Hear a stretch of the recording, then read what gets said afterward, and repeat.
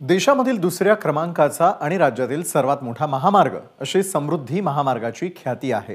हा महामार्ग वारंवार अनेक मुद्द्यांमुळे चर्चेत येतो। कधी रस्त्याची दुरवस्था तर कधी या महामार्गावरील अपघातांची वाढती संख्या।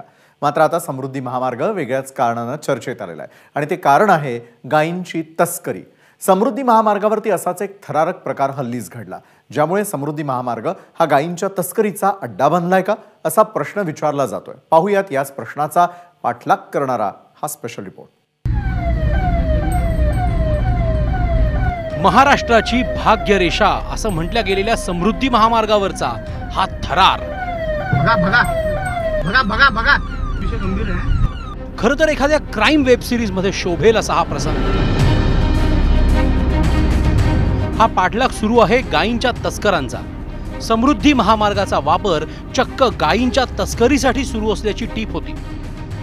आरवी खरांगणा रोडवर एक ट्रक दुपारी 12:30च्या सुमाराला संशयास्पदरित्या फिरताना दिसला। या ट्रकमधून गायींची तस्करी सुरू असल्याचं लक्षात आल्यामुळे त्याची माहिती वर्धा पोलिसांना देण्यात आली। तेवढ्यात तो ट्रक समृद्धी महामार्गावर आला। वर्धा पोलिसांच्या एका वाहनाने या ट्रकचा पाठलाग सुरू करताच ट्रक आणखी वेगाने पळू लागला। पोलिसांनीही अतिरिक्त कुमक मागवत ट्रकचा थरारक पाठलाग सुरू केला।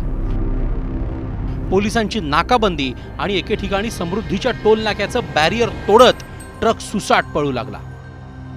जेव्हा कोणता एक सामान्य नागरिक एक टोल नाका तोडतो किंवा नाका चुकवण्याचा प्रयत्न करतो त्याच्यावर योग्य ती कारवाई करण्यात येते, पण एवढा मोठा थरारक झाल्यावर सुद्धा पोलिसांनी त्याला अभय दिला व त्यांना वाटेत सोडून वापस निघून गेले। ही बाब खूप गंभीर आहे व होत असलेली एवढ्या मोठ्या प्रमाणात गौ तस्करी लवकरात लवकर थांबावी असं एक निवेदन आम्ही लवकरच माननीय मुख्यमंत्री एकनाथ शिंदे साहेब यांना देणार आहे। भगा भगा भगा भगा भगा आधी वर्ध्यातून नागपूरच्या दिशेने, नंतर नागपूरच्या जवळून पुन्हा वर्ध्याच्या दिशेने आणि अखेर पुन्हा वर्ध्याकडून नागपूरच्या दिशेनं असं या ट्रकने 150 किलोमीटर पोलिसांना चकवलं। नागपूर जिल्ह्यात प्रवेश करत समृद्धी महामार्ग सोडला।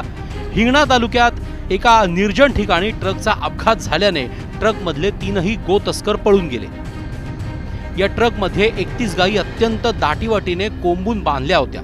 त्यापैकी 3 गायींचा मृत्यू झाला तर 28 गायी जखमी होत्या।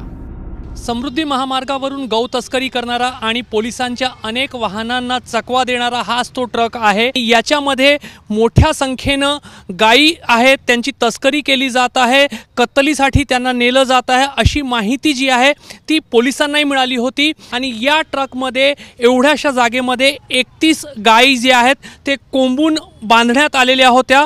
आम्ही डॉक्टरांना पत्र देऊन त्या 28 गोवंशीचा उपचार करण्यात आला।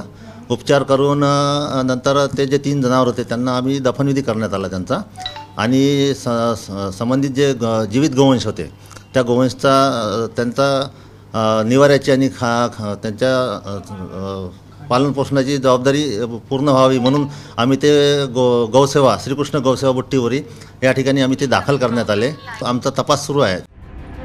काही दिवसातच पोलीस तस्करांना शोधून काढतीलच। मात्र गोवंशी प्राण्यांच्या कत्तलीवर बंदी असताना त्यांची तस्करी मोठ्या प्रमाणात सुरू आहे आणि त्यासाठी समृद्धी महामार्गाचा वापर सुरू आहे, हेच या प्रकारातून दिसून येत आहे।